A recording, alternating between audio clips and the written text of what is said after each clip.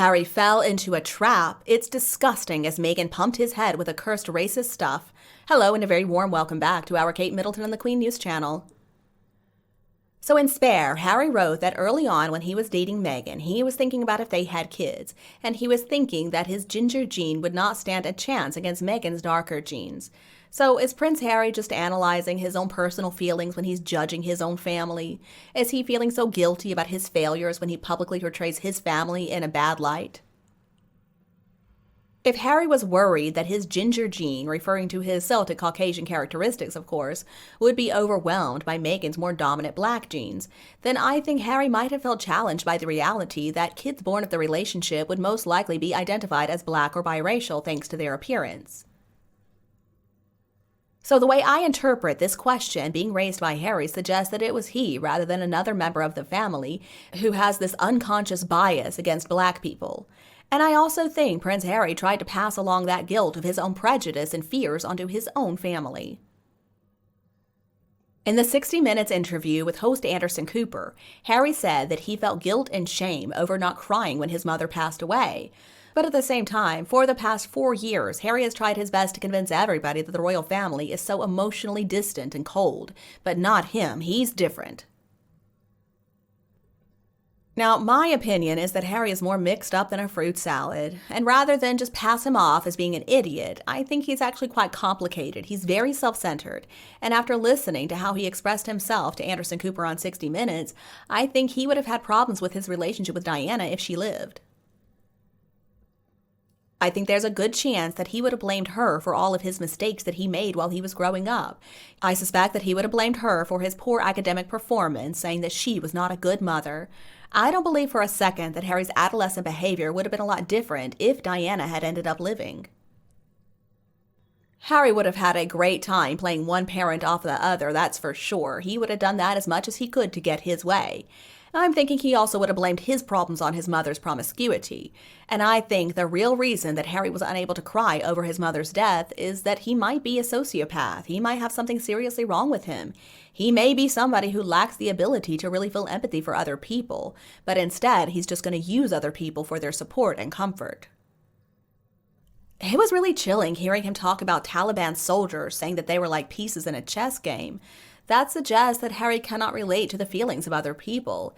And the fact that Harry could stay so calm, showing no signs of emotion when he talked about losing his mother and the funeral, to me suggests that there's something wrong. If that had been me, I could never have discussed this very sensitive subject with Anderson Cooper, with his penetrating eyes peering into the depths of my soul, without at some point falling apart. But I'll be the first one to admit I am a very sensitive person. But still, doesn't Harry claim to be this caring, warm, likable person? These emotions are typically interwoven. So Harry demonstrated how selfish he really is by begging his father not to get married to Camilla. Now, young kids always view the new girlfriend on the block as a threat to them. But still, by the time Charles got married to Camilla, Harry was making his own way in life. He was an adult.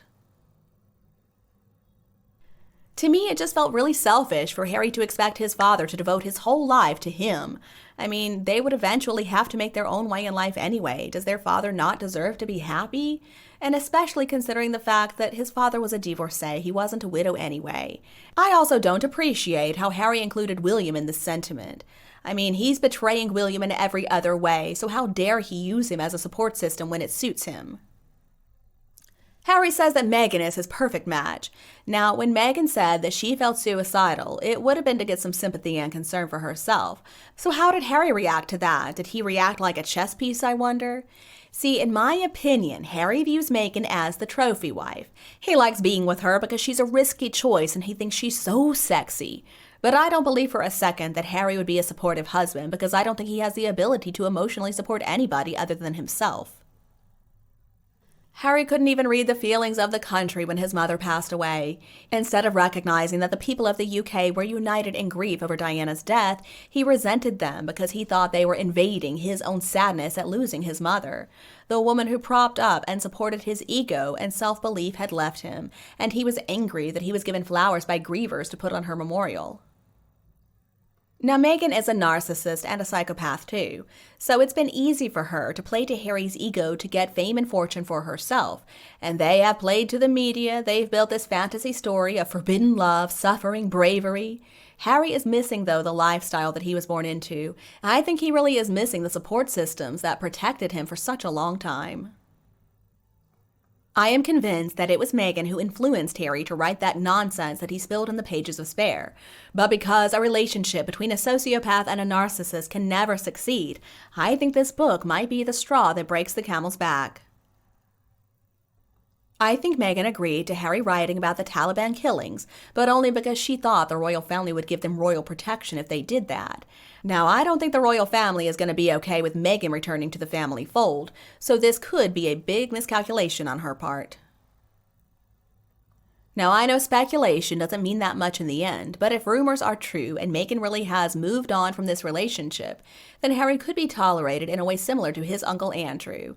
Otherwise, I think Harry is going to turn completely against Meghan and he's going to talk about her. He's going to tell the truth about her.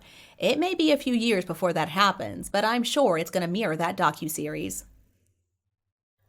I mean, Harry has already completely changed the narrative when it comes to royal attitudes towards racism. In spite of one somewhat self-denying guest, I do like what Piers Morgan had to say in this panel debate about the matter of skin color.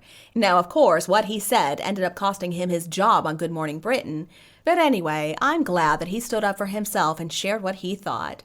And if I remember correctly, Meghan and Doria were still going after the royal family, accusing them of racism on the Netflix docuseries, on Meghan's podcast series, and also those big interviews that Meghan has done over the past few years or so.